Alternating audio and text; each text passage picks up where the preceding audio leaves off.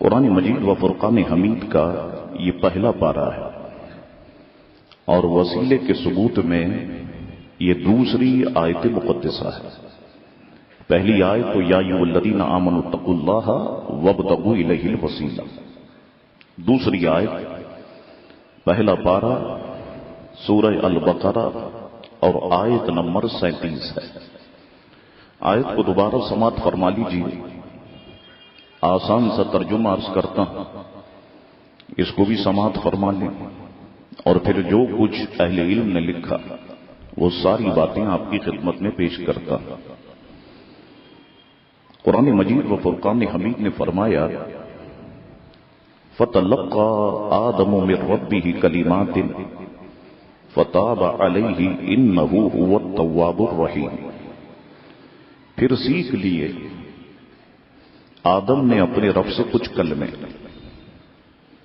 تو اللہ تبارک و تعالی نے ان کی توبہ قبول کی، بے شک وہی بہت توبہ قبول کرنے والا مہربان ہے۔ اب اس کو سمجھنے کے لیے اس کا پورا بیک گراؤنڈ اور پس منظر میں جب تک آپ کے سامنے نہیں رکھوں گا یہ بات آپ کے سمجھ میں نہیں آئی، تو توجہ رکھیے گا، آہستہ آہستہ چلوں گا تاکہ بات آپ لوگوں کے دماغ میں بیٹھتی چلی جائے۔ تخلیق سیدنا آدم علیہ الصلوۃ والسلام سے پہلے کی بات ہے کہ آسمانوں پر ایک نورانی مخلوق آباد تھی، اور آج بھی وہ نورانی مخلوق موجود ہے۔ اس نورانی مخلوق کا کام یہ تھا کہ جس رب نے انہیں بنایا، جس رب نے انہیں تخلیق کیا، بس اس کے نام کی مالا جپنا، ہر وقت، ہر لمحہ، ہر گھڑی اللہ وحدہ لا شریک کا ذکر کرنا، اس کے نام کی تسبیح پڑھنا۔ اس نورانی مخلوق کو ہم ملائک یعنی فرشتے کہتے ہیں۔ فرشتے حضرت آدم علیہ الصلوۃ والسلام سے پہلے بھی موجود تھے اور آج بھی الحمدللہ فرشتے موجود ہیں۔ مفسرین کرام فرماتے ہیں کہ ابلیس یہ قوم جنات میں سے تھا، لیکن کثرت عبادت کی وجہ سے یہ فرشتوں کا ساتھی بن گیا تھا، انہی کے ساتھ اٹھتا بیٹھتا تھا، انہی کے ساتھ رہتا تھا، انہی کے ساتھ مصروف عبادت ہوتا تھا۔ مفسرین کرام فرماتے ہیں کہ ایک دفعہ ملکوتی فضاؤں میں ربانی فیصلے کا اعلان ہوتا ہے کہ مولا کائنات نے فرمایا انی جاعل فی الارض خلیفہ، فرمایا سنو اے فرشتوں، میں زمین میں اپنا خلیفہ بنانے والا ہوں، تو تمہارے لیے حکم یہ ہے کہ جب میں اس پیکر حسین کو بنا دوں، جب میں اس پیکر جمیل کو تیار کر دوں، جب میں اس پیکر ذیشان کو تمہارے سامنے کھڑا کر دوں، اور جب میں اس پیکر کے وجود میں روح ڈال دوں، تو فرشتوں میں تمہیں سجدے کا حکم دوں گا کہ تم آدم کو سجدہ کرو، تو تم سب کے سب آدم کے آگے سجدہ ریز ہو جانا، تمہارا کام یہ ہے۔ مفسرین کرام فرماتے ہیں کہ ابلیس نے جس وقت یہ سنا کہ خلیفہ تخلیق کیا جا رہا ہے اور جسے اس کی ذات پہ برتری حاصل ہوگی اور اس کے حضور جھکنا پڑے گا، تو مفسر فرماتے ہیں مفسرین کرام کہ اس کے وجود میں حسد، بغض و اناد کی آگ بھڑک اٹھی۔ وہ سوچنے لگ گیا کہ میں تو شعلہ جوالہ کی اولاد، دہتے انگارے میری اصل ہے، مجھے تو پیکر خاک پہ برتری حاصل ہے، مجھے اللہ تبارک و تعالی نے آگ سے پیدا کیا اور آدم کو اللہ تعالیٰ جو خلیفہ بنانا چاہتا ہے اللہ تعالیٰ اسے مٹی سے بنائے گا، اور آگ مٹی سے افضل ہے، تو میں آدم سے افضل ہوں۔ پھر یہی نہیں، میں تو عرصہ دراز سے اللہ تبارک و تعالیٰ کی عبادت کر رہا ہوں۔ جنت میں کوئی جگہ ایسی نہیں ہے کہ جہاں پر میں نے سجدے نہ کیے، جہاں پر میں نے اللہ تبارک و تعالیٰ کی عبادت نہ کی ہو۔ جنت کی ہر کیاری، باغ بہیج کی ہر ڈالی اس بات کی گواہ ہے کہ میں نے اللہ تبارک و تعالیٰ کی سب سے زیادہ عبادت کی ہے۔ مجھ سے بڑھ کر اللہ تبارک و تعالیٰ کی عبادت کرنے والا کوئی نہیں، اس لیے میرا حق بنتا ہے کہ میں خلیفہ بنوں، کیونکہ سب سے بڑا توحید پرست میں ہوں، اور میں اس معاملے میں اتنا سخت ہوں۔ اب اس گفتگو کے اندر میں صرف اشارہ کرتے چلا جاؤں گا، بس سمجھنا آپ کا کام ہے۔ وہ کہنے لگا کہ میں توحید پرست، مجھ سے بڑا کوئی توحید پرست نہیں، اور میں تو اس معاملے میں اتنا سخت ہوں کہ اگر اللہ تبارک و تعالیٰ بھی مجھے حکم دے کہ آدم کو سجدہ کرو تو میں آدم کو سجدہ نہیں کروں گا۔ میں اس معاملے میں اتنا سخت ہوں کہ اگر اللہ بھی حکم دے گا کہ آدم کو سجدہ کرو تو معاذ اللہ ثم معاذ اللہ میں سجدہ نہیں کروں گا، اور میں جو ہے اس کا انکار کر دوں گا۔ اور پھر وہ مفسرین کرام اور بعض اہل علم نے لکھا کہ اپنے تئیں وہ خیالی پلاؤ پکانے لگ گیا، جیسا کہ آج کل بعض لوگ خیالی پلاؤ پکاتے ہیں کہ صاحب اگر حضور کی تعظیم کریں گے تو یہ تو شرک ہو جائے گا، تو حضور کی تعظیم اتنی نہیں کرنی چاہیے۔ یہ سنیوں کو دیکھو کہ حضور کی اتنی تعریف کرتے ہیں، اتنی تعریف کرتے ہیں کہ حضور کو حد سے بڑھا دیتے ہیں۔ تو میں کہتا ہوں نادانو، تم حد تو بتاؤ کہ حضور کی تعریف کی حد کیا ہے۔ حضرت ابو بکر صدیق تو رضی اللہ تعالیٰ عنہ حضور کے ہر وقت ساتھ رہے، سفر میں ساتھ، حضر میں ساتھ، گھر میں ساتھ، باہر ساتھ، جنگ میں ساتھ، امن میں ساتھ، ہر وقت حضور کے ساتھ رہے۔ لیکن حضور نے ابو بکر صدیق سے فرمایا، اے ابو بکر سنو، میری حقیقت کو سوائے میرے رب کے کوئی اور نہیں جانتا، میری حقیقت کو سوائے میرے رب کے کوئی اور نہیں جانتا۔ تو حضور تو ابو بکر صدیق سے یہ فرمائے، اور تم کہو کہ یہ تو حضور کی اتنی تعریف کرتے ہیں، اتنی تعریف کرتے ہیں کہ حضور کو حد سے بڑھا دیتے ہیں، اور تم معاذ اللہ حضور کے مقام کو اتنا کم کرتے ہو، اتنا کم کرتے ہو کہ حضور کو معاذ اللہ اپنا بھائی تک سمجھنے لگ جاتے ہو۔ اللہ اکبر۔ تو جس طرح آج بعض لوگ خیالی پلاؤ پکاتے ہیں کہ اگر حضور کی تعظیم کریں گے یہ تو شرک ہو جائے گا، تو اب ایسا کرو، اگر شرک سے بچنا ہے تو حضور کی تعظیم ایسے کرو جیسے بڑے بھائی کی جاتی ہے۔ معاذ اللہ، حضور کی تعظیم ایسے کرو، حضور کو ایسے مانو جیسے گاؤں کا چودھری ہوتا ہے۔ معاذ اللہ، حضور کی حیثیت تو بس صرف ڈاکیے کی طرح ہے کہ جس طرح ڈاکیا پیغام دے کے چلا جاتا ہے، بس حضور بھی دنیا میں آئے اور پیغام دے کے چلے گئے۔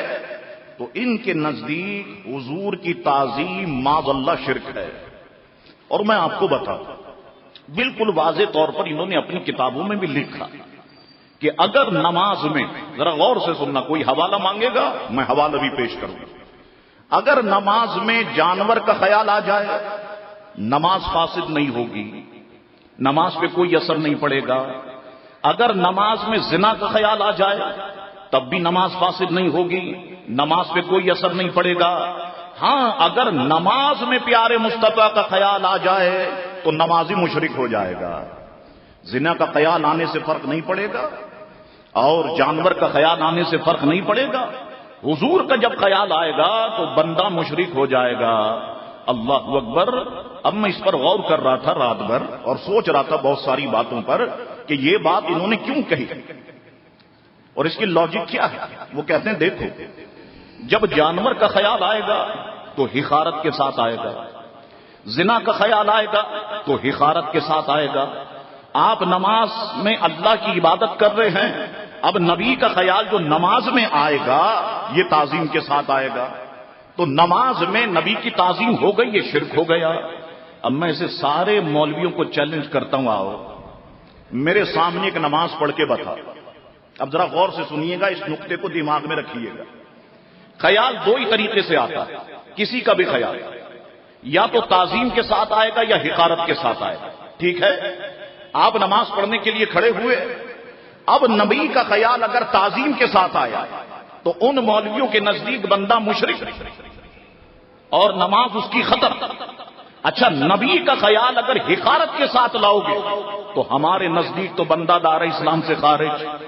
اب مجھے ایسی نماز پڑھ کے تو بتاؤ، نبی کا خیال تعظیم کے ساتھ لاؤ گے، تمہارے فتوے کی روشنی میں تم مشرک. نبی کا خیال حقارت کے ساتھ لاؤ گے، ہمارے فتوے کی روشنی میں کافر. اب ایسی نماز پڑھ کے تو بتاؤ. تو خیالی پلاؤ، جس طرح اس نے پکائے اس طرح انہوں نے پکانے شروع کر دیے. وہ بھی یہی کہنے لگا، خیالی پلاؤ پکانے لگ گیا. کہنے لگا او ہو کتنا مزہ آئے گا اس وقت، میری تو اس سے عزت بڑھے گی، مقام بڑھے گا کہ اللہ تبارک و تعالی جب آدم کو تخلیق فرما دے گا اور اللہ تبارک و تعالی فرمائے گا کہ آدم کو سجدہ کرو، سارے فرشتے میں جانتا ہوں آدم کے آگے سجدہ ریز ہو جائیں گے، لیکن میں آدم کو سجدہ نہیں کروں گا. تو اللہ تعالیٰ مجھ سے پوچھے گا تو نے سجدہ کیوں نہیں کیا؟ تو میں کہوں گا کہ میں جو ہے مجھے زیبا نہیں کہ میں بشر کو سجدہ کروں، یا یہ کہ تو نے آدم کو مٹی سے بنایا، مجھے آنکھ سے بنایا، میں آدم سے افضل ہوں اس لیے میں نے آدم کو سجدہ نہیں کیا. تو جس وقت میں یہ الفاظ کہوں گا تو میری تعریف ہوگی. اللہ تعالیٰ فرشتوں سے فرمائے گا دیکھا تمہارا امتحان لینا مجھے مقصود تھا، اس امتحان میں یہ جو ہے شیطان یہ پورا اتر گیا، اس نے بڑی شاندار بات کہی، میرا درجہ بلند ہو جائے گا، میرا مقام بلند ہو جائے گا. یہ اپنے تئیں اپنے دماغ میں مفسرین کرام فرماتے ہیں کہ خیالی پلاؤ پکانے لگ گیا. اب آئیے اب ہوا کیا؟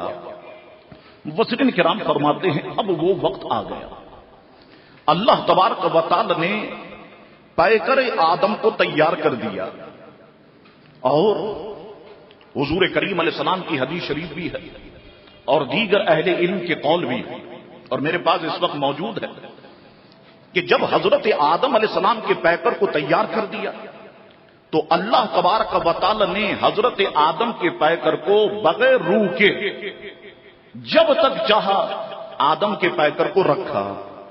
اب ہوتا کیا تھا؟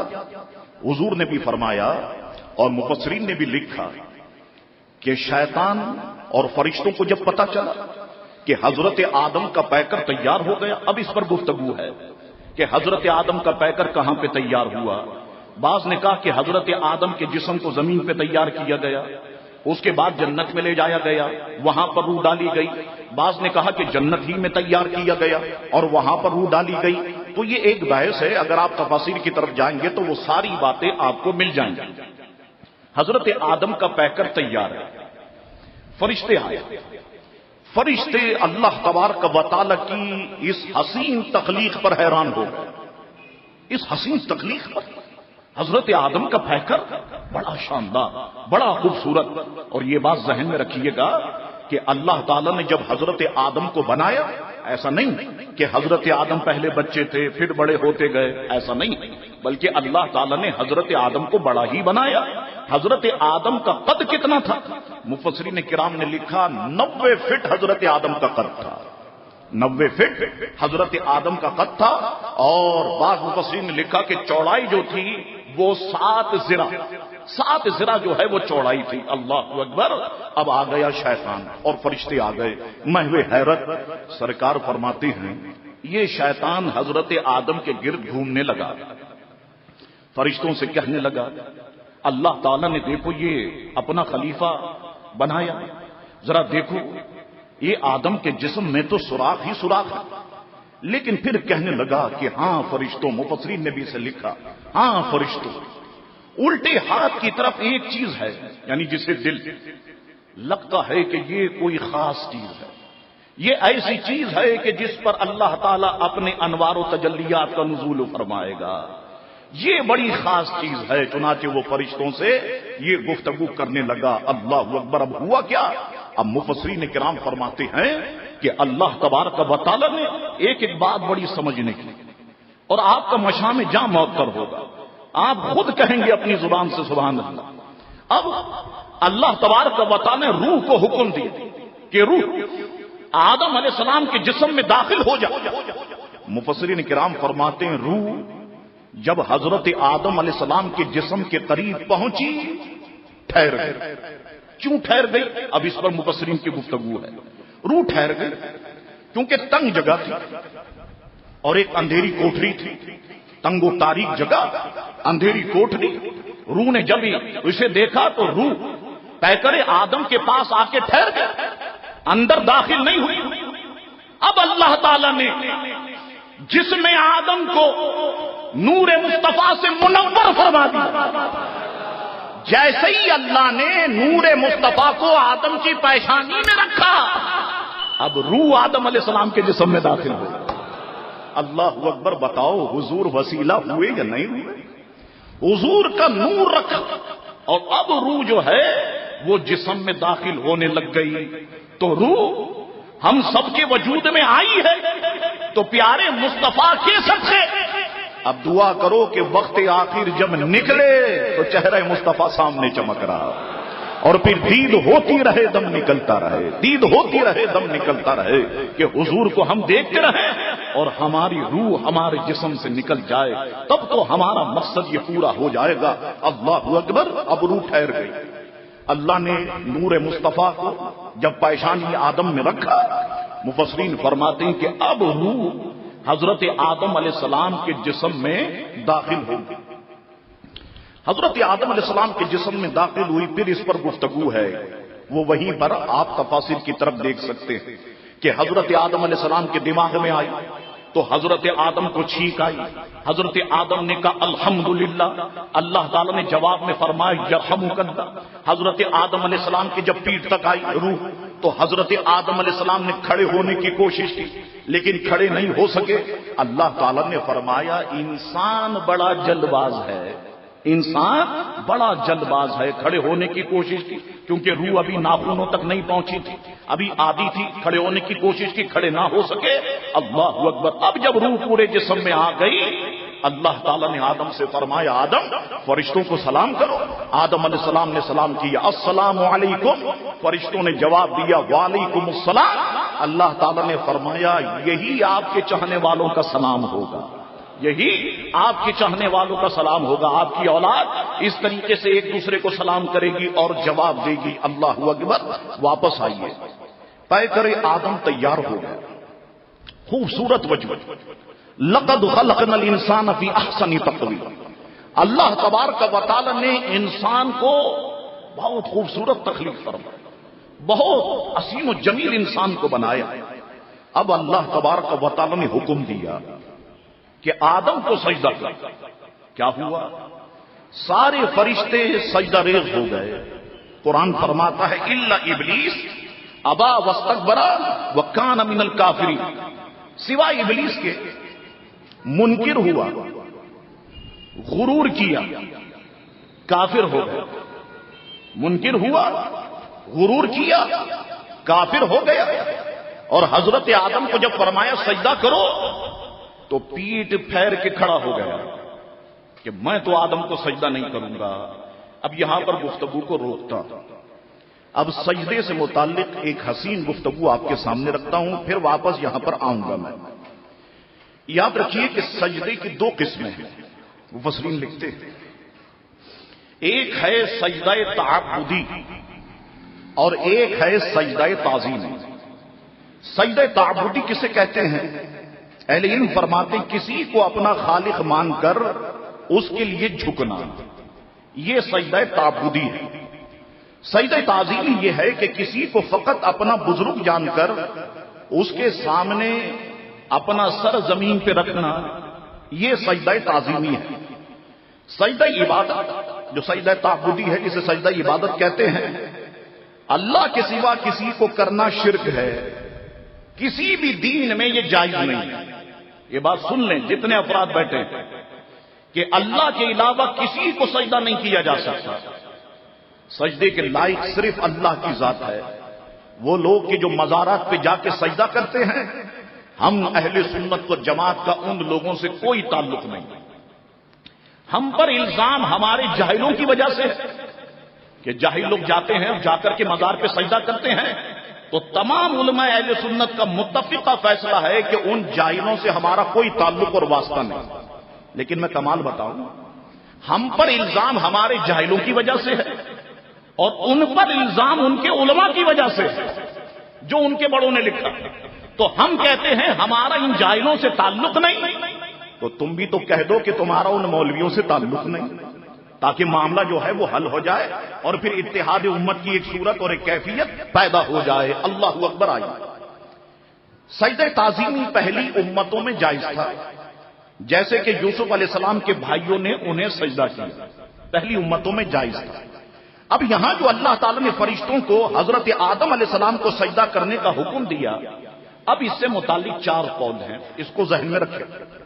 بعض اہل علم فرماتے ہیں کہ یہاں صرف سجدہ تعظیم مراد تھی، یعنی لغوی سجدہ تھا، حقیقی سجدہ نہیں تھا. لیکن بعض اہل علم پھر اس پر گفتگو کی، وہ کہتے ہیں کہ یہ قول بہت ضعیف ہے، بلکہ کئی قرآنی آیات کے یہ خلاف بھی ہے، کیونکہ قرآن مجید و فرقان حمید نے کہیں فرمایا خر، اور کہیں اس کے لیے دوسرے الفاظ بھی استعمال فرمائے. دونوں کے معنی ہے گر جانا، کہ اللہ نے حکم دیا آدم کو سجدہ کرو، سارے فرشتے سجدے میں گر گئے، اس کا معنی ہے گر جانا. تعظیم میں گرنا اس کے معنی نہیں ہے. ایک بات. بعض اہل علم نے کہا کہ یہاں جو آدم کو سجدے کا حکم دیا گیا، اس سجدے سے مراد صرف جھکنا ہے کہ آدم کے آگے جھک جاؤ. لیکن اہل علم فرماتے ہیں یہ قول بھی قابل قبول نہیں ہے، کیونکہ اس میں گرنا نہیں ہے، جھکنا ہے، اور قرآن مجید و فرقان حمید سے گرنا ثابت ہے. ٹھیک ہے صاحب. اور یہ کہ قرآن مجید و فرقان حمید میں شرعی معنی چھوڑ کر لغوی معنی مراد لے لینا بہت سارے فتنوں کا دروازہ کھول دے گا. پھر اسے سمجھاتے ہیں، کیونکہ اگر آپ سجدے سے جھکنا یا تعظیم کرنا مراد لیتے ہیں تو پھر اقیم الصلاۃ کے لغوی معنی فقط دعا بھی مراد لیے جا سکتے ہیں. کہ کسی سے کہو کہ تم نے نماز پڑھ لی، وہ کہے کہ ہاں میں نے نماز پڑھ لی، حالانکہ آپ دیکھ رہے ہیں وہ تو دعا کر رہا ہے. آپ کے تم نے نماز پڑھی، وہ کہے نہیں، ہاں وہ کہے ہاں میں نے نماز پڑھی، میں نے دعا کر لی. آپ کہیں گے نماز تو قیام کا نام ہے نا، نماز تو رکوع کا نام ہے، نماز تو سجدوں کا نام ہے، نماز تو قاعدے کا نام ہے، یہ تو تم نے کیا نہیں. وہ کہہ دیکھو لغت میں لکھا ہوا ہے صلاۃ کے معنی دعا کرنا، تو میں نے دعا کر دی. تو مفسرین کرام فرماتے ہیں اگر یہ لغوی معنی مراد لے لو گے تو کئی دروازے پھر فتنوں کے کھل جائیں گے. سمجھے آپ؟ اب آگے بڑھتے ہیں. تیسرا قول یہ ہے کہ یہاں سجدے سے مراد زمین پر پائشانی لگانا ہے اور فرشتوں کو اسی کا حکم تھا. پھر اہل علم فرماتے ہیں کہ اس میں 2 قول ہیں. بعض فرماتے ہیں سجدہ عبادت تھا، یعنی سجدہ اللہ تعالیٰ کو تھا، اور آدم مثل کعبہ تھے. جیسے ہم سجدہ تو اللہ کو کرتے ہیں، لیکن کس کی طرف ہم رخ کر کے سجدہ کرتے ہیں؟ کعبے کی طرف. اللہ اکبر. اسی طرح فرشتے جھکے تو آدم کے سامنے، لیکن سجدہ جو ہے وہ اللہ تبارک و تعالیٰ کو تھا. اب اس پر امام رازی نے تفسیر کبیر میں گفتگو کی اور اس قول کا رد کیا. فرماتے اگر سیدنا آدم قبلہ ہوتے تو الا آدم قرآن فرماتا، لیکن قرآن مجید و فرقان حمید نے لی آدم فرمایا، تو اس کے معنی یہ ہے کہ سجدہ آدم ہی کو تھا، سجدہ جو ہے وہ آدم ہی کو تھا. لہذا یہاں پر لام کو الہ کے معنی میں لے لینا بلا وجہ ہے اور حقیقی معنی کو چھوڑنا ہے. اور پھر اہل علم فرماتے ہیں کہ اگر آدم قبلہ ہوتے اور سجدے کی ذات اللہ کی ہوتی تو کبھی بھی شیطان انکار نہیں کرتا. شیطان کا انکار کرنا اس بات کی دلیل ہے کہ سجدہ حضرت آدم علیہ الصلوۃ والسلام کے لیے ہی تھا. اللہ اکبر. چوتھا قول یہ ہے کہ سجدہ تعظیمی تھا، سیدنا آدم علیہ السلام کے لیے ہی تھا اور پہلی شریعتوں میں جائز تھا، ہمارے اسلام میں منسوخ ہو گیا. اب اللہ کے سوا کسی کو بھی کسی قسم کا سجدہ کرنا جو ہے وہ جائز نہیں ہے. یہی قول ہم اہل سنت و جماعت کا ہے کہ وہ سجدہ تعظیمی تھا، حضرت آدم کے لیے تھا، پہلی شریعتوں میں جائز تھا، اس لیے اللہ تبارک و تعالی نے جو ہے اس کا حکم دیا. اب آئیے سیدنا آدم علیہ السلام کو حکم، فرشتوں کو حکم دیا کہ آدم کو سجدہ کرو، تو سارے کے سارے فرشتے بلا تعامل گر گئے.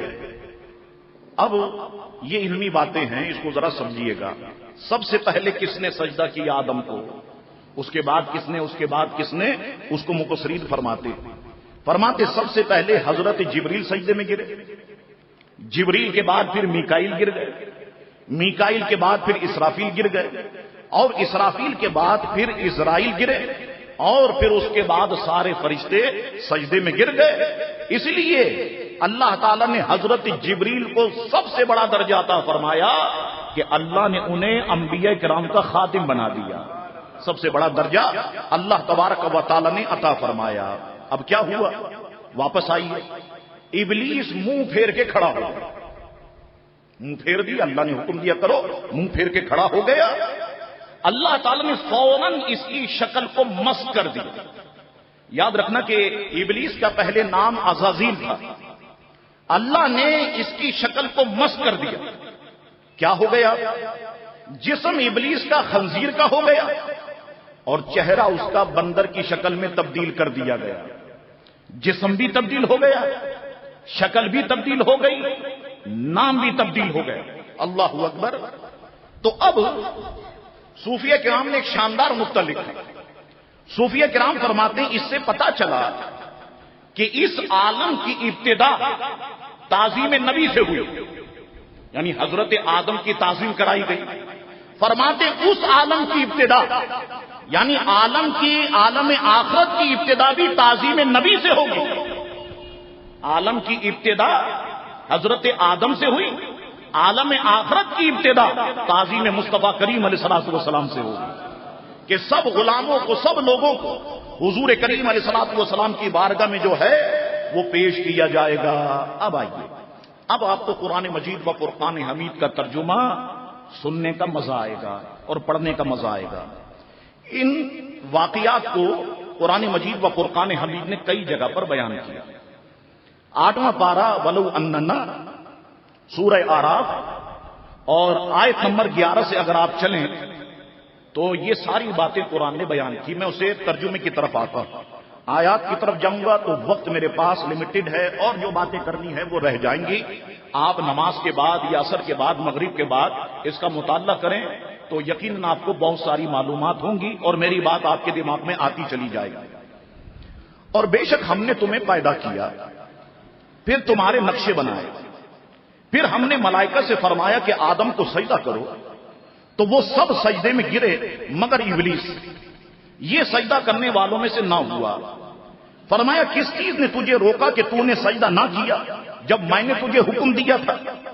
بولا میں اس سے بہتر ہوں، تو نے مجھے آنکھ سے بنایا اور اسے مٹی سے بنایا۔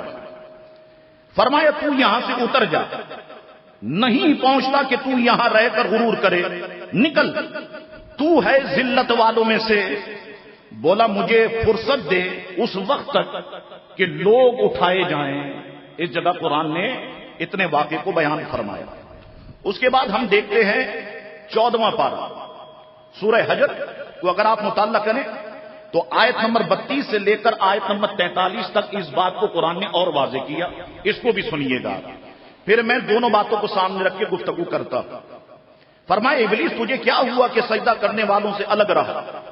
بولا مجھے زیبا نہیں کہ بشر کو سجدہ کر، جسے تو نے بچتی مٹی سے بنایا، جو سیاہ بدبودار گارے سے تھے۔ فرمایا تو جنت سے نکل جا کہ تو مردود ہے، بے شک قیامت تک تجھ پر لعنت ہے۔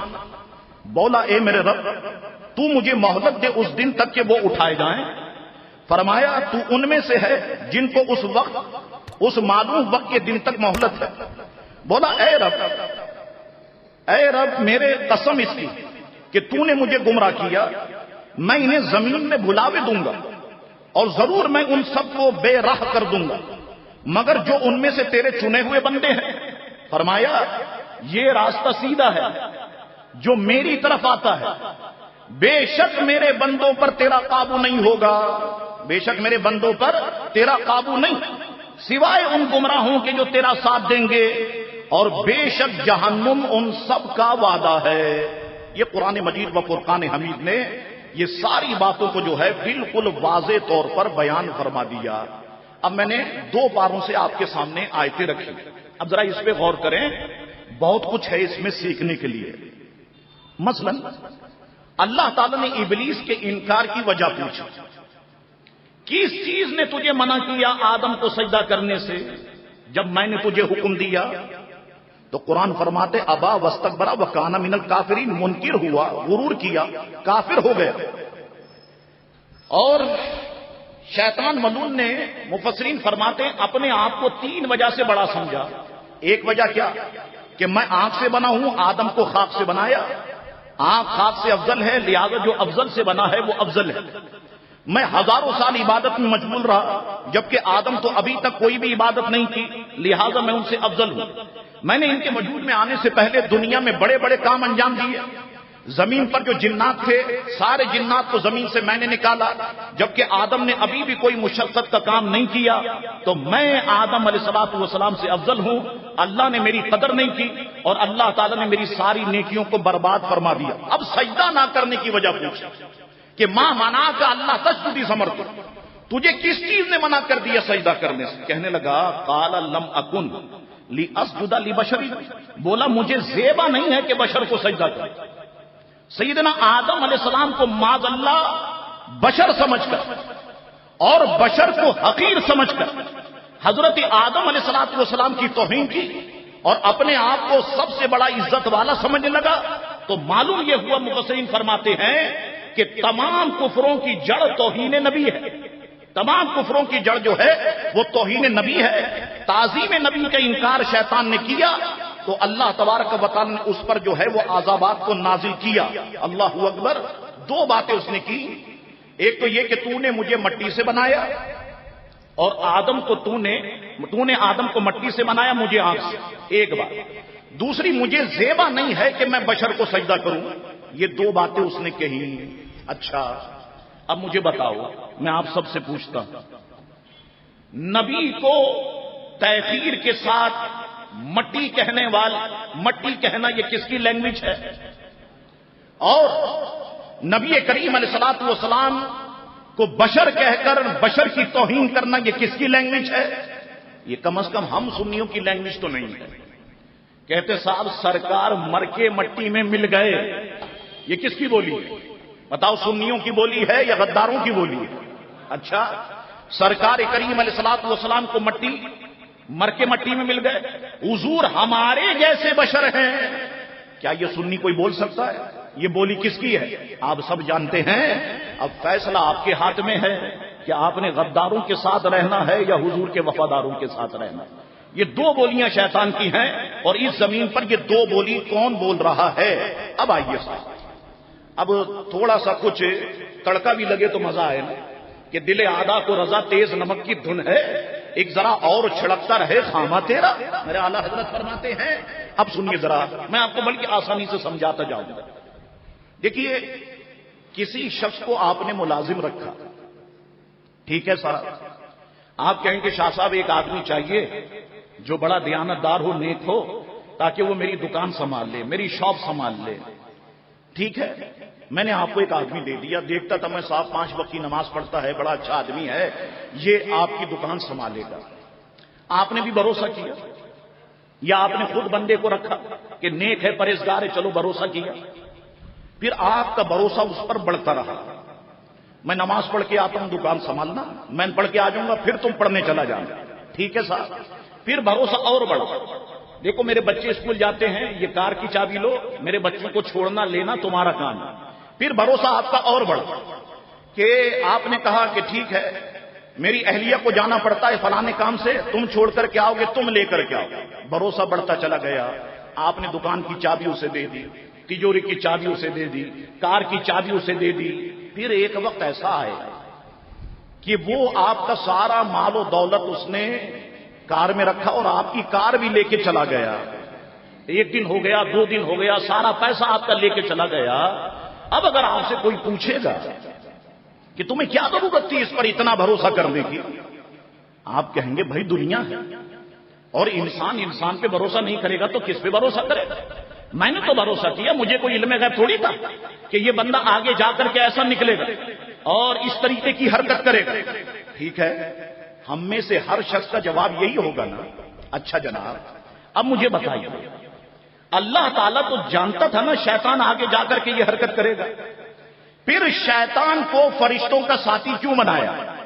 بعض لوگ کہتے ہیں کہ شیطان کو فرشتوں کا سردار بنا دیا. چلو شیطان کو فرشتوں کا سردار کیوں بنایا؟ شیطان کو فرشتوں کا ساتھی کیوں بنایا؟ اس کا مقام، اس کا مرتبہ اتنا بلند کیوں کیا؟ اور پھر اس کے بعد اسے اتنا ذلیل کیا، اتنا ذلیل کیا کہ اسے جنت سے ہی نکال دیا. تو اللہ کو تو علم غیب ہے نا، اللہ تعالیٰ تو عالم الغیب و شہادہ ہے. تو اللہ تو جانتا ہے کہ شیطان یہ فعل کرے گا، تو اللہ تعالیٰ نے شیطان کو اتنی عزت کیوں دی؟ تو یاد رکھو کہ اللہ کے ہر کام میں حکمت ہے. اللہ کا کوئی بھی کام حکمت سے خالی نہیں. ایک جگہ میں پڑھ رہا تھا، امام غزالی نے اسے لکھا، بچپن میں نے اسے پڑھا، میرے دماغ میں موجود ہے کہ امام کہ حضرت موسیٰ علیہ السلام نے جب زندگی میں پہلی بار چھپکلی کو دیکھا، وہ دیوار پہ چل رہی تھی، پوچھا اے اللہ تو نے چھپکلی کو کیوں پیدا کیا؟ اللہ تعالیٰ نے فرمایا موسیٰ تمہارے سوال کرنے سے کچھ دیر پہلے یہ مجھ سے پوچھ رہی تھی مولا تو نے موسیٰ کو کیوں پیدا کیا؟ تو اللہ کے ہر کام میں حکمت ہے. ٹھیک ہے، اللہ نے شیطان کو ترقی دی، مقام بلند کیا. اللہ کو تو پتا تھا آگے جا کے یہ حرکت کرے گا، پھر اللہ نے اس کے مقام کو کیوں بلند کیا؟ اللہ نے ہمیں تعلیم دی اور ہمیں بتایا کہ جب فرشتوں کا ساتھی یعنی شیطان تعظیم نبی سے انکار کر سکتا ہے تو دنیا میں تم جسے بڑا مولوی سمجھتے ہو، صاحب بڑے جبے پہنتے ہیں، ٹخنوں سے اوپر پائجامہ پہنتے ہیں، 4 مہینے کے لیے غائب رہتے ہیں گھر سے، تبلیغ کے لیے جاتے ہیں، تو جب فرشتوں کا ساتھی تعظیم نبی سے انکار کر سکتا ہے تو تمہارا یہ مولوی بھی تعظیم نبی سے انکار کر سکتا ہے. اتنا بھروسہ نہیں کرنا، اس پر اتنا بھروسہ نہیں کرنا، اپنے ایمان کی حفاظت کرنا. اور پھر جنت سے نکال باہر کیا.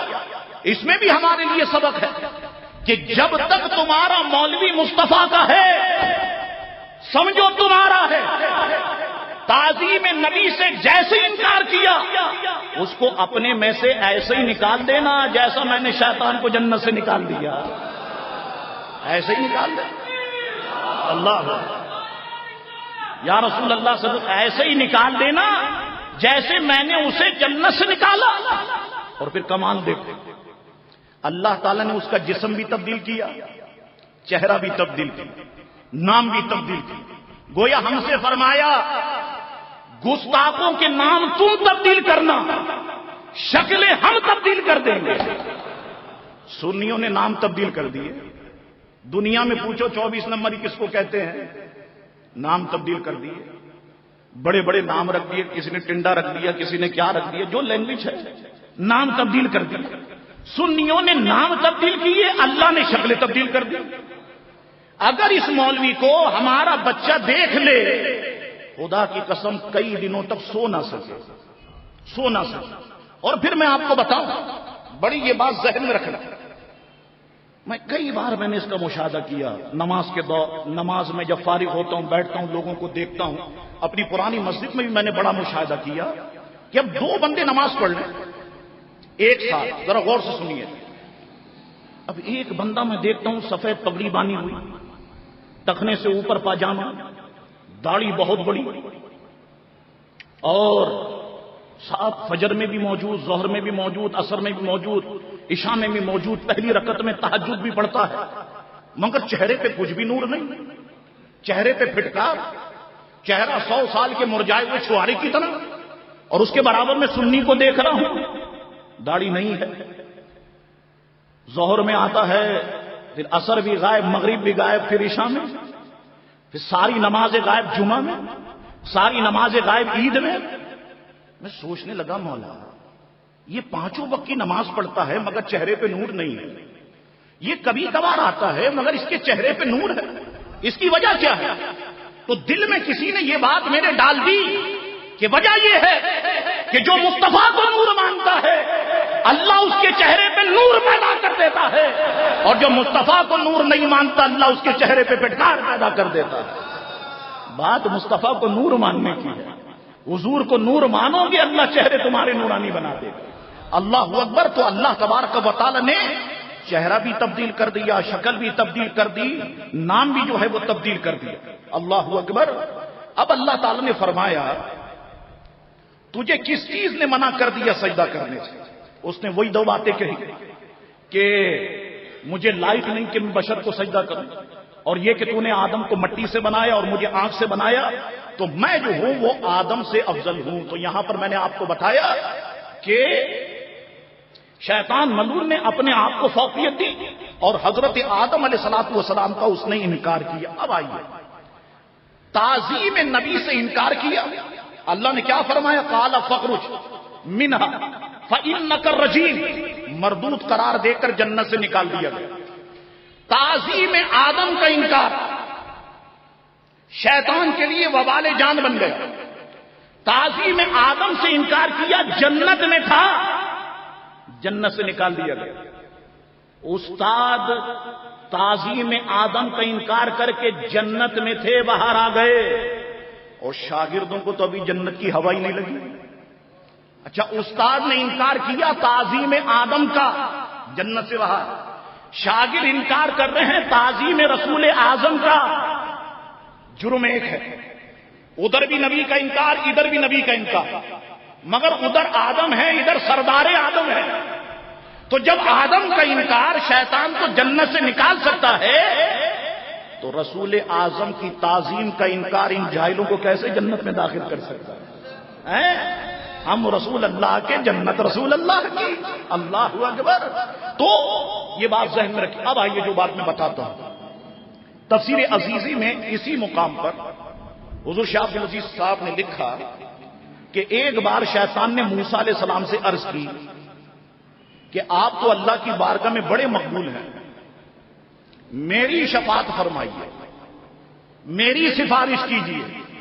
استاد بھی جانتے ہیں کہ اللہ کی بارگاہ میں کام بنے گا تو محبوب کی سفارش سے بنے گا۔ کمال ہے کہ شاگردوں کو یہ لینگویج نہیں آتی۔ اللہ اکبر، میری شفاعت کیجیے، اللہ تعالیٰ میری توبہ قبول فرمائے۔ موسیٰ علیہ السلام نے دعا فرمائی، حکم الہی ہوا، آپ کی شفاعت قبول، شیطان کی توبہ قبول، مگر شرط وہی پرانی ہے کہ اب یہ جائے آدم علیہ السلام کی قبر پر اور حضرت آدم کی قبر کو سجدہ کرے، جائے قبر پر آدم کی قبر کو سجدہ کرے۔ موسیٰ علیہ السلام نے شیطان کو یہ خبر دی، اس نے جواب دیا کہ جب میں نے زندہ آدم کو سجدہ نہیں کیا تو مردہ آدم کو کیسے کروں؟ تو اس نے انکار کر دیا۔ اللہ اکبر۔ اور یہاں پر بھی میں گفتگو کر سکتا ہوں، اللہ تعالیٰ حکم دے رہا ہے شیطان سے کہو کہ جاؤ آدم کی قبر پہ، تو اس کا مطلب اللہ والوں کی قبر پہ جانا جائز ہے، جبھی تو رب حکم دے رہا ہے۔ اور دوسری بات یہ ہے کہ شیطان نے کہا کہ میں نے زندہ آدم کو سجدہ نہیں کیا تو مردے کو کیسے کروں؟ تو نبی مر کے مٹی میں مل گئے، یہ شیطان ہی کی تو لینگویج ہے کہ نبی تو ختم ہو گئے اس لیے میں نہیں جا سکتا۔ اللہ اکبر۔ اور اس کے بعد مفسرین فرماتے ہیں شیطان کو 1,00,000 برس جہنم میں رکھ کر وہاں سے نکالا جائے گا، پھر اللہ فرمائے گا کہ آدم کو سجدہ کرو، پھر بھی وہ سجدہ نہیں کرے گا اور اسے پھر جہنم میں داخل کر دیا جائے گا۔ اب آئیے، اب وقت رہ گیا کم، حضرت آدم علیہ السلام جنت میں رہے، ایک عرصہ گزر گیا، تنہائی کا احساس ہوا کہ مولا میں تنہا ہوں، میری جنس کا کوئی اور نہیں، سارے فرشتے تھے، آدم علیہ السلام انسان، تو اللہ تعالیٰ نے آپ پر نیند طاری کی اور آپ کی بائیں پسلی سے حضرت حوا کو پیدا فرمایا۔ آپ کو کوئی درد نہیں ہوا، کوئی تکلیف نہیں ہوئی، اور اس پسلی کی جگہ پر اللہ تعالیٰ نے گوشت کو رکھ دیا۔ اچھا، یہ پسلی جو ہوتی ہے نا، یہ اوپر سے ٹیڑھی ہوتی ہے، یہ ٹیڑھی ہوتی ہے۔ حضور نے فرمایا کہ عورت بائیں پسلی سے پیدا کی گئی، یہ ٹیڑھی رہے گی، مفہوم یہ ہے۔ تم اس کو اگر سیدھا کرنے چاہو گے تم توڑ دو گے، مگر یہ سیدھا نہیں ہو سکتی، یہ سیدھی نہیں ہوگی، ایک بات۔ دوسری بات حضور نے ارشاد فرمائی کہ تم اپنی عورت کے ساتھ جتنی نیکیاں کرو، جتنی نیکیاں کرو، کوئی بات اگر اس کی مزاج کے خلاف ہو گئی تو وہ اپنے شوہر سے کہے گی میں نے تو تیرے اندر کوئی بھلائی دیکھی ہی نہیں۔ تو حضور نے فرمایا اس ٹیڑھی سے گزارا کر سکتے ہو تو کرو، اگر تم اس کو سیدھا کرنے جاؤ گے یہ ٹوٹ جائے گی مگر یہ سیدھی نہیں ہوگی۔ تو جتنے شادی شدہ لوگ بیٹھے ہیں میں سمجھتا ہوں ان کے لیے یہ دو باتیں بڑی اہمیت کی حامل ہیں۔ آپ کہیں کہ میں ماروں پیٹوں یہ سیدھی ہو جائے، نہیں۔ جیسے میرے آقا نے اپنے گھر میں زندگی بسر کی ہے ہمارے لیے مثال ہے، مطلب حضور کی ازواج ہم ان دنیا کی عورتوں سے تو مشابہت نہیں دے سکتے، وہ تو ہماری ماں ہے، لیکن سمجھانے کے لیے آپ کو کر رہا ہوں جیسے سرکار نے زندگی گزاری ہے ہم نے ویسے ہی زندگی گزارنی ہے، مار پیٹ کر کے سرکار نے زندگی نہیں گزاری، یہ بات آپ ذہن میں رکھیے۔ حضرت حوا پیدا ہو گئی، ابھی تھوڑا سا وقت میرے پاس ہے اور میں نے پورا 1 ہفتے کا پیٹرول بھی دینا ہے۔ حضرت حوا جو ہے وہ پیدا ہو گئی، حضرت آدم علیہ السلام نیند سے بیدار ہوئے، دیکھا برابر میں خوبصورت سی خاتون بیٹھی، عرض کی مولا یہ کون ہے؟ فرمایا آدم یہ میری بندی ہے جسے ہم نے تمہاری وحشت دور کرنے کے لیے پیدا کیا۔ حضرت آدم علیہ السلام نے اپنا ہاتھ بڑھانا چاہا حضرت حوا کی طرف، فرشتوں نے فرمایا ایسے نہیں، فرشتوں نے عرض کی ایسے نہیں، پہلے آپ، بلکہ اللہ تعالی نے فرمایا ایسے نہیں، پہلے آپ اس کا مہر دیں۔ حضرت آدم نے کہا کہ مہر کیا ہے؟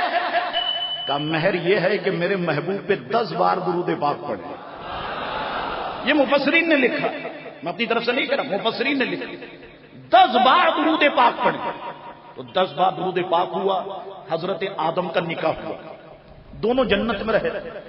اللہ تبارک و تعالی نے فرمایا پوری جنت میں گھومو، جہاں سے جو پھل جو چیز پسند آئے کھاؤ، لیکن خبردار یہ درخت ہے اس درخت کے قریب نہیں جانا، اس درخت کے قریب نہیں جانا۔ اللہ تعالیٰ نے منع فرما دیا، جنت میں رہے کھاتے رہے۔ اچھا بعض مفسرین فرماتے ہیں کہ شیطان کو جنت سے تو نکال دیا گیا تھا لیکن ابھی اس کا جنت میں داخلہ بند نہیں ہوا تھا مکمل، یا بعض نے کہا کہ داخلہ تو بند ہو گیا تھا لیکن یہ جنت کے پاس کھڑا ہوا تھا، ادھر حضرت آدم، تو حضرت آدم سے کہنے لگا آدم تم زیادہ عرصے زندہ نہیں رہو گے، تمہیں پتا ہے کہ اللہ نے انسانوں کے لیے موت کو پیدا کیا، اور یاد رکھیے کہ موت سب کے لیے، فرشتوں کے لیے بھی موت ہے، جنات کے لیے بھی موت ہے، موت سب کے لیے، لیکن شیطان جو بہانے پیش کر رہا ہے اسے مفسرین نے بیان کیا، کہا آدم ہمیشہ زندہ نہیں رہو گے، تم پر موت آئے گی۔ حضرت آدم اور حوا نے کہا کہ موت کیا ہوتی ہے؟ تو شیطان لیٹ گیا، پھڑکنے لگا، جیسے آدمی جب مرتا ہے روح نکل رہی ہوتی ہے کیسا ہے، تڑپتا پھڑکتا آواز نکالتا۔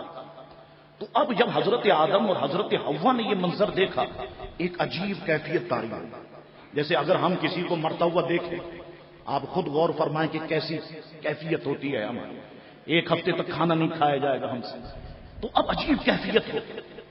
کہنے لگا آدم اگر اس موت سے بچنا چاہتے ہو نا میرے پاس ایک طریقہ ہے، ایک چیز ہے جو اسی جنت میں ہے، اگر تم کھا لو گے ہمیشہ موت سے بچ جاؤ گے، موت آئے گی نہیں۔ حضرت آدم اور حوا نے فرمایا وہ چیز کیا ہے؟ اب وہ درخت ہے، اس درخت کے قریب جاؤ، اس میں جو پھل لگا ہوا ہے نا، عبداللہ ابن عباس فرماتے رضی اللہ عنہ گندم کا درخت تھا، اس میں جو پھل لگا ہے اسے نکالو، اسے کھا لو، پھر تم دونوں پر کبھی موت نہیں آئے گی اور اللہ تمہارے درجات کو بلند کر دے۔ حضرت آدم نے فرمایا درجات بلند نہیں ہوں گے، اللہ تعالیٰ نے تو ہمیں اس سے منع فرمایا۔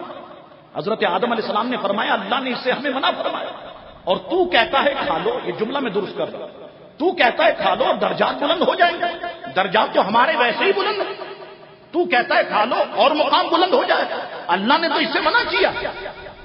وہ کہنے لگا آدم تم سے کیا کہا اللہ نے کہ درخت کے قریب نہ جاؤ، تو درخت کے قریب جانے سے منع کیا ہے، اس کا پھل کھانے سے تھوڑی منع کیا ہے، لا کے میں دے دیتا ہوں کھا تم لو، اللہ کی قسم کھا کے کہتا ہوں تم کو کچھ نہیں ہوگا، تم ہمیشہ زندہ رہو گے، اللہ کی قسم، اللہ کی قسمیں اس نے کھائی۔ مفسرین فرماتے ہیں کہ حضرت آدم علیہ الصلوۃ والسلام یہ سمجھے کہ اللہ کی کوئی جھوٹی قسم نہیں کھا سکتا، تو حضرت آدم کو اس کی بات پہ یقین آ گیا اور حضرت آدم نے اس پھل کو کھا لیا، لیکن حضرت آدم اللہ سے پوچھنا بھول گئے۔ فرماتے بھولتے کیسے نہیں کہ دنیا میں آنا تھا، اپنا رنگ جمانا تھا۔ پیارے مصطفیٰ جنگ بدر کے قیدیوں کے بارے میں جب فیصلہ فرمانے لگے اللہ سے پوچھنا بھول گئے، اور حضور کی بھول سے ہوا کیا، کئی لوگ دائرہ اسلام میں داخل ہو گئے، اگر حضور نہیں بھولتے سب کے سب قتل کر دیے جاتے، اسلام کیسے ملتا؟ تو ہماری بھول شیطانی اور نفسانی ہے، اور اللہ کے نیک بندوں کی بھول جو ہے وہ رحمانی ہے۔ اس کے کئی نتیجے نکلتے ہیں. اللہ اکبر. اب کھا لیا دونوں نے اس پھل کو کہ جس سے منع کیا. فرمایا جا, اللہ تعالیٰ کا حکم ہوا اب تم دونوں اس زمین پہ اتر جاؤ اور تم میں باز کا دشمن ہوگا. اس قرآن نے بیان کیا. دونوں زمین پر آ گئے اور کئی مصیبتوں میں حضرت آدم گرفتار بھی رہے. زمین پہ آئے اور زار و قطار روتے رہے. مفسرین فرماتے ہیں 300 سال تک حضرت آدم روتے رہے. 300 سال. اے اللہ مجھ سے خطا ہو گئی, مولا میری خطا کو معاف فرما, مولا میری غلطی کو, مولا میری خطا کو معاف فرما. یہ کہتے رہے. اور اس دنیا میں کچھ ایسے لوگ ہیں جو بہت روئے. حضرت یعقوب علیہ السلام حضرت یوسف کی جدائی میں بہت روئے. حضرت یحییٰ علیہ السلام ذکر الہی کرتے ہوئے بہت روئے. حضرت فاطمہ حضور کے وصال کے بعد بہت روئی. صرف 6 مہینے کے بعد وصال فرما گئے. امام زین العابدین واقع کربلا کے بعد بہت روئے سرکار کے روزے پر آ گئے. تو کئی بزرگ ایسے ہیں جو بہت روئے, لیکن ان میں سب سے زیادہ حضرت آدم روئے. زارو قطار رو رہے ہیں. مفسرین نے یہاں تک لکھا کہ آدم کو روتا ہوا دیکھ کر جبریل کو بھی رونا آ گیا. اب روتے رہے. 300 سال ہو گئے. اب ہوا کیا؟ اب قرآن نے اس کو بیان کیا. فَتَلَقَّىٰ آدَمُ مِن رَّبِّهِ كَلِمَاتٍ فَتَابَ عَلَيْهِ إِنَّهُ هُوَ التَّوَّابُ الرَّحِيمُ. بس سیکھ لیے یا پا لیے حضرت آدم نے اپنے رب سے کچھ کلمے, اس کے ذریعے سے دعا کی تو اللہ نے آدم کی خطا کو معاف فرما دیا. اب کیا بات ہے؟ باتیں بہت ہیں اور مفسرین نے بہت کچھ لکھا, لیکن میں سب کو مختصر کرتے ہوئے پیش کر دیتا ہوں. وسیلے سے متعلق دوسری آئے. اب اپنی پچھلی باتوں کو یاد کر رہے ہیں. یاد کرتے کرتے یہ بات یاد آ گئی کہ جب اللہ تعالیٰ نے مجھے پیدا فرمایا, میرے پیکر میں جب اللہ نے روح ڈالی, میں نے عرش پہ لکھا دیکھا لا الہ الا اللہ محمد الرسول اللہ. میں نے عرش کے پایوں پہ لکھا دیکھا ستونوں پر محمد الرسول اللہ خاتم الانبیاء, محمد الرسول اللہ خاتم الانبیاء. بس سمجھ گئے کہ یہ نام جو اللہ کے نام کے ساتھ لکھا ہوا یہی اللہ کے محبوب کا نام ہے. تو اب اللہ کی بارگاہ میں عرض کرتے, سنیو غور سے سنو, اللہ کی بارگاہ میں عرض کرتے مولا تجھے تیرے محبوب مصطفیٰ کریم کا واسطہ, مولا ان کو وسیلہ بناتا ہوں, ان کے صدقے سے میری خطا کو معاف فرما دے. اللہ تعالیٰ نے فرمایا آدم تمہیں کیسے پتا چل گیا؟ گویا رب نے فرمایا آدم تمہیں کیسے پتا چل گیا کہ ہمارا ایک حبیب ہے جو ہمیں سب سے زیادہ محبوب ہے؟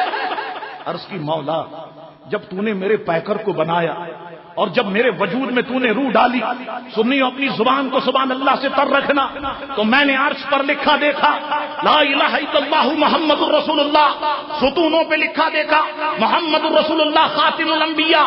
سمجھ گیا میں کہ تیرے نام کے ساتھ جس کا نام لکھا ہے, تیرے نام کے ساتھ جس کا نام تحریر ہے, وہی تجھے سب سے زیادہ محبوب ہے.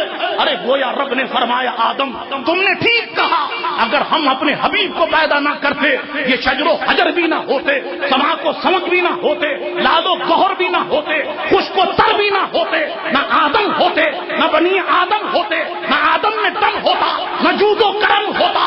اے آدم یہ ساری رونقیں ہیں تو اسی مصطفیٰ کے صدقے سے, اسی مصطفیٰ کے صدقے سے ہیں.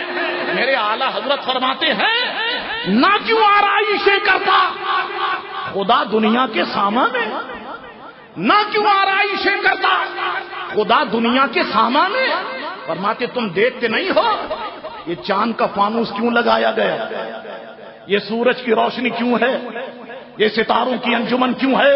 سنیو زبان کو سبحان اللہ سے تر رکھو, یہ ستاروں کی انجمن کیوں ہے, یہ دریا کی روانی کیوں ہے, یہ پہاڑوں کی بلندی کیوں ہے, یہ موجوں کا تلاطم کیوں ہے, یہ چمنستان کیوں ہے, یہ گلاب میں سرخی کیوں ہے, یہ چمیلی میں سفیدی کیوں ہے, یہ موتیے میں مہک کیوں ہے.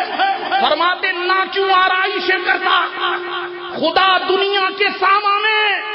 ارے تمہیں دولہا بنا کر بھیجنا تھا بس میں امکان محبوب, تمہیں دولہا بنا کے بھیجنا ہے نا, تو جب دولہا بنتا ہے تو ساری چیزیں سجائی جاتی ہے یا نہیں؟